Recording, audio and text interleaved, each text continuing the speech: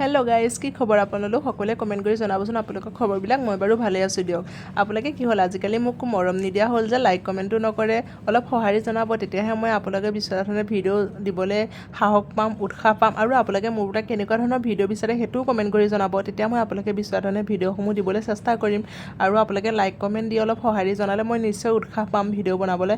আৰু আপোনালোকে মোৰ বিষয়ে এষাৰি লিখিবচোন যে কমেণ্টত, আৰু যোনসকলে লিখে সেইসকলৰ কমেণ্টটো মই নেক্সট ভিডিঅ'ত পিন কৰি উলিয়াম হা। আৰু আজি হৈছে গণেশ চতুৰ্থী, আৰু গণেশ চতুৰ্থীৰ পৰা শৰতলৈ বেছি দিন হাতত নাই, বহুত কম দিন আছে। আৰু শৰৎ কিয় প্ৰিয় মোৰ কাৰণে, মই কিয় শৰতক ইমান ভাল পাওঁ, শৰতৰ লগত মোৰ কি সম্পৰ্ক আছে, এইটো মই ভাষাৰে প্ৰকাশ কৰিব নোৱাৰিম। কিন্তু শৰৎ মই বহুতেই ভাল পাওঁ, শৰৎ মোৰ খুবেই প্ৰিয়।